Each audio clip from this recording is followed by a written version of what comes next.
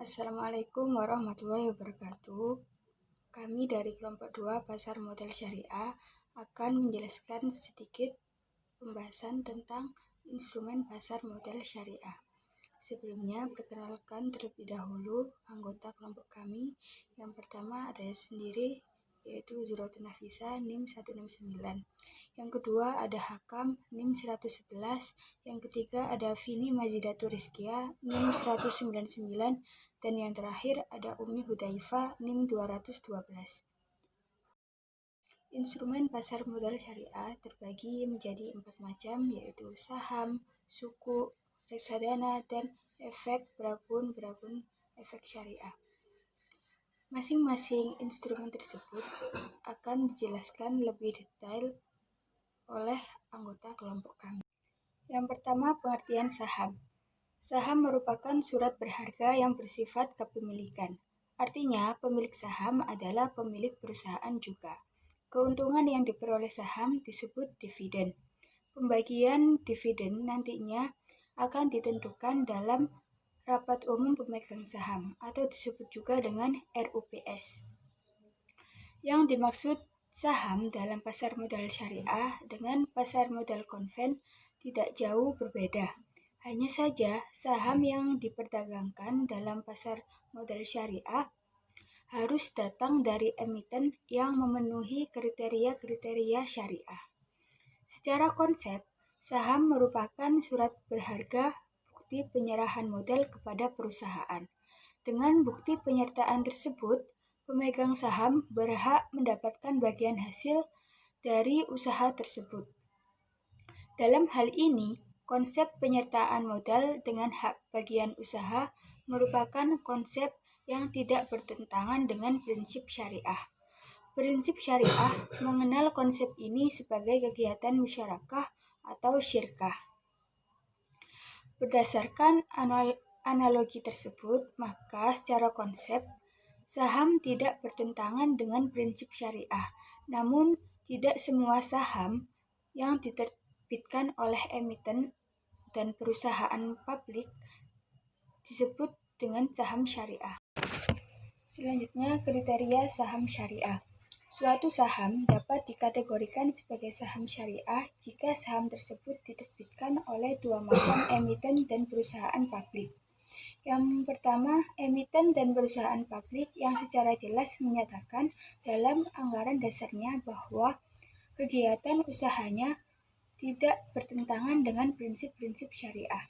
Yang kedua, emiten dan perusahaan publik yang tidak menyatakan dalam anggaran dasarnya bahwa kegiatan usahanya tidak bertentangan dengan prinsip-prinsip syariah, namun memenuhi 3 kriteria, yaitu yang pertama, kegiatan usahanya tidak bertentangan dengan prinsip syariah sebagaimana diatur dalam peraturan efek syariah, yaitu tidak melakukan usaha seperti perjudian dan permainan yang tergolong judi, perdagangan yang tidak disertai barang atau jasa, perdagangan dengan penawaran atau permintaan palsu, dan bank berbasis bunga. Yang kedua, rasio total hutang berbasis bunga dibandingkan total ekuitas tidak lebih dari 82%. Dan yang terakhir, rasio total pendapatan bunga dan total pendapatan tidak halal lainnya dibandingkan total pendapatan usaha dan total pendapatan lain tidak lebih dari 10%. Selanjutnya, jenis-jenis saham. Menurut cara peralihannya, saham dibedakan menjadi 2 macam. Yang pertama, saham atas unjuk atau bearer stock. Di atas sertifikat saham ini tidak dituliskan nama pemiliknya, sehingga pada jenis saham ini, seorang pemilik saham sangat mudah untuk mengalihkan atau memindahkan saham kepada orang lain, karena sifatnya sangat mirip dengan uang. Jadi pemilik saham harus berhati-hati dalam menyimpannya, karena kalau sampai saham ini hilang, maka pemilik tidak dapat menggantinya. Yang kedua, saham atas nama atau register stock. Berbeda dengan jenis saham atas unjuk, saham ini dituliskan nama pemiliknya. cara peralihannya dengan dokumen peralihan, dan kemudian nama pemiliknya akan dicatat di dalam buku perusahaan yang khusus memuat daftar nama pemegang saham. Kalau sertifikat ini hilang, pemilik dapat meminta ganti kepada perusahaan. Selanjutnya, jenis-jenis saham menurut manfaat yang diperoleh pemegang saham. Yang pertama yaitu saham biasa atau common stock. Ciri-ciri saham ini adalah yang pertama, dividen dibayarkan sepanjang perusahaan memperoleh laba. Yang kedua, memiliki hak suara.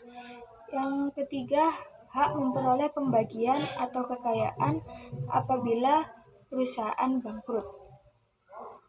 Dilakukan setelah semua kewajiban perusahaan dilunasi. Dan yang kedua, saham preferred atau preferred stock. Ciri-cirinya yaitu memiliki hak paling dahulu memperoleh dividen. Yang kedua, tidak memiliki hak suara. Dan yang terakhir, dapat mempengaruhi manajemen perusahaan, terutama dalam pencalonan pengurus. Selanjutnya yaitu tentang return saham syariah. Return saham adalah tingkat keuntungan yang dinikmati pemodal atas suatu investasi saham yang dilakukan. Setiap investasi, baik jangka pendek maupun jangka panjang, mempunyai tujuan utama, yaitu untuk mendapatkan keuntungan, baik secara langsung maupun tidak langsung.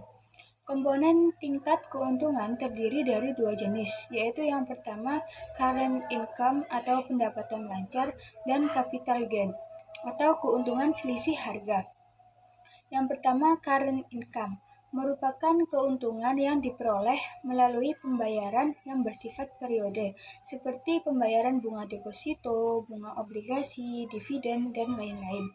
Current income disebut sebagai pendapatan lancar karena keuntungan yang diterima biasanya berupa bentuk kas, sehingga dapat diuangkan secara cepat, seperti bunga atau jasa giro dan dividen tunai.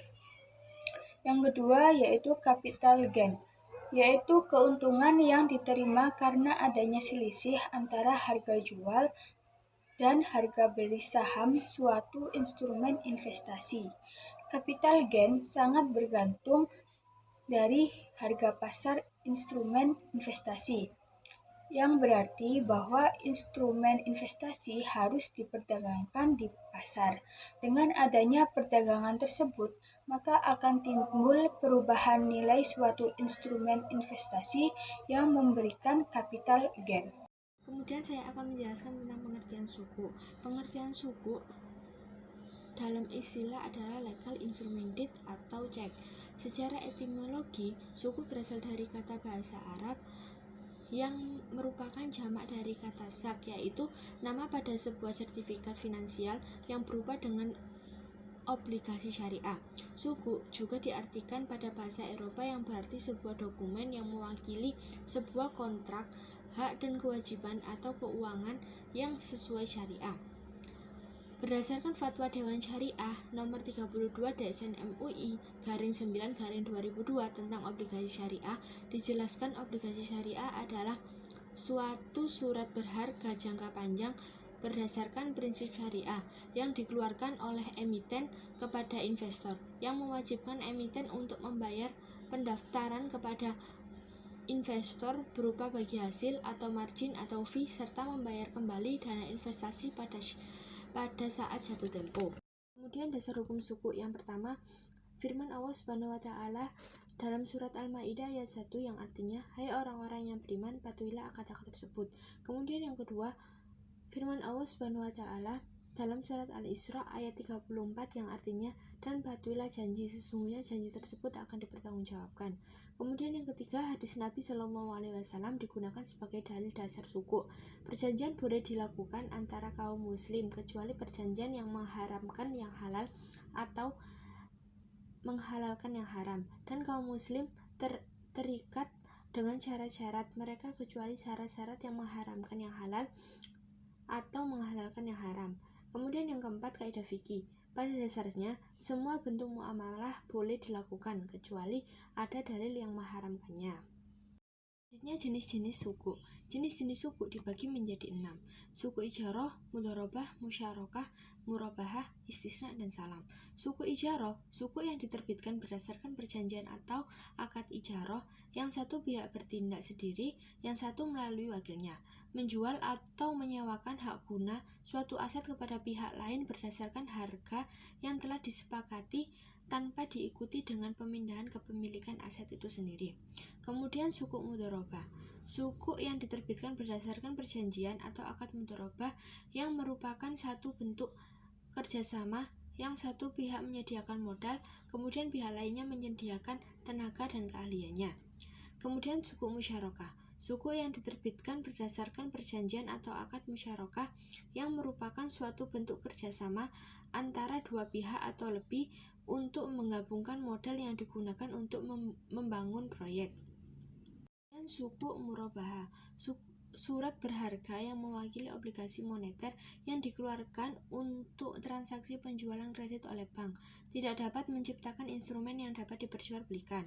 Kemudian suku istisna, suku yang diterbitkan berdasarkan perjanjian atau akad istisna yang merupakan suatu bentuk perjanjian jual beli antara para pihak untuk membiayai suatu proyek. Kemudian suku salam, kontrak dengan pembayaran harga di muka yang dibuat untuk barang-barang yang dikirimkan kemudian. Saya di sini akan menjelaskan tentang reksadana. Yang pertama, pengertian reksadana. Reksadana adalah sertifikat yang menjelaskan bahwa pemiliknya menitipkan uang kepada pengelola reksadana untuk digunakan sebagai modal berinvestasi. Setiap prospektus reksadana akan mencantumkan sasaran saat penawaran. Sedangkan berdasarkan Undang-Undang Nomor 8 Tahun 1995 tentang Pasar Modal Indonesia, reksadana diartikan sebagai wadah yang dipergunakan untuk menghimpun dana dari masyarakat pemodal untuk selanjutnya diinvestasikan dalam portofolio efek seperti saham, obligasi, valuta asing, dan deposito oleh manajer investasi. Sedangkan reksadana syariah adalah reksadana yang pengelolaannya dan kebijakan investasinya mengacu pada syariat Islam. Reksadana syariah tidak akan menginvestasikan dananya pada obligasi dari perusahaan yang pengelolaan atau produknya bertentangan dengan syariat Islam. Misalnya pabrik minuman beralkohol, industri peternakan babi, jasa keuangan yang melibatkan sistem riba dalam operasinya, serta bisnis hiburan yang berbau maksiat. Selanjutnya, sifat-sifat reksadana. Reksadana memiliki beberapa sifat yang tidak bisa dipisahkan. Sifat-sifat tersebut adalah, yang pertama, reksadana tertutup. Reksadana tertutup yaitu reksadana yang tidak dapat membeli saham-saham yang telah dijual kepada pemodal. Artinya, pemegang saham tidak dapat menjual kembali sahamnya kepada manajer investasi. Apabila pemilik saham hendak menjual saham, hal ini harus dilakukan melalui bursa efek tempat saham reksadana tersebut dicatatkan. Yang kedua, reksadana terbuka. Reksadana terbuka yaitu reksadana yang menawarkan dan membeli saham-sahamnya dari pemodal sampai sejumlah modal yang sudah dikeluarkan. Pemegang saham jenis ini dapat menjual kembali saham atau unit penyertanya setiap saat apabila diinginkan manajer investasi reksadana. Melalui bank kustodian wajib membelinya sesuai dengan NAB per saham atau unit pada saat tersebut. Selanjutnya, karakteristik reksadana syariah. Prinsip dasar yang menjadi karakter reksadana syariah adalah sebagai berikut. Yang pertama, jenis kegiatan usahanya tidak bertentangan dengan syariat Islam seperti perjudian, lembaga keuangan konvensional atau ribawi, usaha yang memproduksi, mendistribusi, memperdagangkan makanan dan minuman yang haram, dan usaha yang memproduksi barang-barang atau jasa yang merusak moral dan sifat mudarat. Yang kedua, jenis transaksinya tidak mengandung hal-hal yang dilarang seperti najasi, bai al-ma'dum, dan melakukan investasi pada perusahaan yang tingkat utangnya lebih dominan daripada modalnya. Yang ketiga, prinsip aturan investasi hanya pada efek-efek dari perusahaan yang kegiatan usaha utamanya dan hasil usaha utamanya sesuai dengan pedoman syariat Islam. Yang keempat, adanya screening dan cleansing. Selanjutnya, bentuk-bentuk reksadana. Berdasarkan Undang-Undang Pasar Modal Nomor 8 Tahun 1995 Pasal 18 Ayat 1, bentuk hukum reksadana di Indonesia ada dua, yakni reksadana berbentuk perseroan terbatas dan reksadana berbentuk kontrak investasi kolektif. Yang pertama, reksadana berbentuk perseroan. Suatu perusahaan yang dari sisi bentuk hukum tidak berbeda dengan perusahaan lainnya. Perbedaan terletak pada jenis usaha, yaitu jenis usaha pengelolaan portofolio investasi. Dalam bentuk ini, perusahaan penerbit reksadana menghimpun dana dengan menjual saham dan selanjutnya dana dari hasil penjualan tersebut diinvestasikan pada berbagai jenis efek yang diperdagangkan di pasar uang. Ciri-ciri reksadana ini sebagai berikut. Yang pertama, bentuk hukumnya adalah perseroan terbatas. Yang kedua, pengelola kekayaan reksadana didasarkan pada kontrak antara direksi perusahaan dengan manajer investasi yang ditunjuk. Yang ketiga, penyimpanan kekayaan reksadana didasarkan pada kontrak antara manajer investasi dengan bank kustodian. Yang kedua, kontrak investasi kolektif. Kontrak investasi kolektif adalah kontrak yang dibuat antara manajer investasi dan bank kustodian yang juga mengikat pemegang unit penyertaan sebagai investor. Melalui kontrak ini, manajer investasi diberi wewenang untuk mengelola portofolio efek dan bank kustodian diberi wewenang untuk melaksanakan penitipan dan administrasi investasi. Pada reksadana yang demikian ini, manajer investasi dan bank kustodian mengadakan akad yang menurut Undang-Undang Pasar Modal disebut kontrak investasi kolektif. Dalam akad tersebut, keduanya mengikatkan diri untuk kepentingan masyarakat pemodal, guna membuka wadah di mana masyarakat pemodal dapat menempatkan dananya dalam reksadana dan memperoleh unit penyertaan. Selanjutnya, jenis-jenis reksadana berdasarkan portofolio. Jenis reksadana yang berdasarkan portofolio dapat dibedakan menjadi beberapa bentuk sebagai berikut. Yang pertama, reksadana pasar uang. Reksadana pasar uang adalah reksadana yang hanya melakukan investasi pada efek yang bersifat utang dengan jatuh tempo kurang dari 1 tahun, dengan tujuan untuk menjaga likuiditas dan pemeliharaan modal.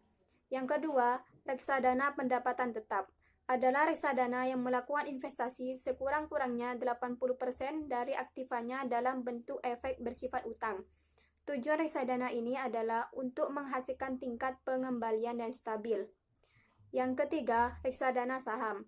Reksadana saham adalah reksadana yang melakukan investasi sekurang-kurangnya 80% dari aktifanya dalam bentuk efek yang bersifat ekuitas atau saham.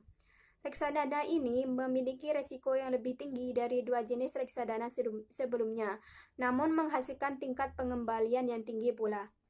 Yang keempat, reksadana campuran. Reksadana campuran adalah reksadana yang melakukan investasi dalam bentuk efek bersifat ekuitas dan efek bersifat utang. Selanjutnya, efek Bragun efek syariah. Efek Bragun aset syariah adalah efek yang diterbitkan oleh kontrak investasi kolektif EBA syariah yang portofolionya terdiri dari aset keuangan berupa tagihan yang timbul dari surat berharga komersial, tagihan yang timbul di kemudian hari, jual beli kepemilikan aset fisik oleh lembaga keuangan, efek bersifat investasi yang dijamin oleh pemerintah, sarana peningkatan investasi atau arus kas, serta aset keuangan setara yang sesuai dengan prinsip-prinsip syariah. PJOK nomor 20, PJOK 4 pada tahun 2015 tentang penerbitan dan persyaratan KIK EBA syariah merupakan salah satu penyempurnaan dari peraturan BAPEPAM LK nomor 9A13 tentang penerbitan efek syariah. Selanjutnya, PJOK yang merupakan hasil penyempurnaan dari peraturan BAPEPAM LK nomor 9A13 yaitu yang pertama PJOK nomor 15 PJOK 04 tahun 2015 tentang penerapan prinsip-prinsip syariah di pasar modal. Yang kedua PJOK nomor 17 atau PJOK nomor 4 tahun 2015 tentang penerbitan dan persyaratan efek syariah berupa saham oleh emiten syariah atau perusahaan publik syariah. Yang ketiga PJOK nomor 18 PJOK 4 2015 tentang penerbitan dan persyaratan suku. Yang keempat PJOK nomor 19 PJOK 4 2015 tentang penerbitan dan persyaratan reksadana syariah. Yang kelima PJOK nomor 20 PJOK 4 2015 tentang penerbitan dan persyaratan Kikeba syariah.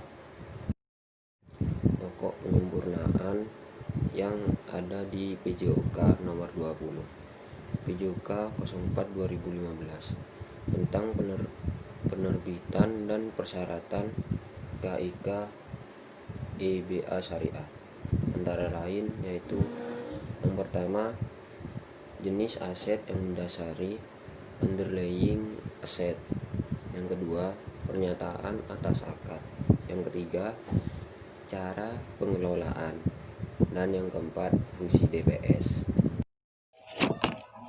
Baik, sekian presentasi dari kelompok kami. Kurang lebihnya mohon maaf yang sebesar-besarnya. Wassalamualaikum warahmatullahi wabarakatuh.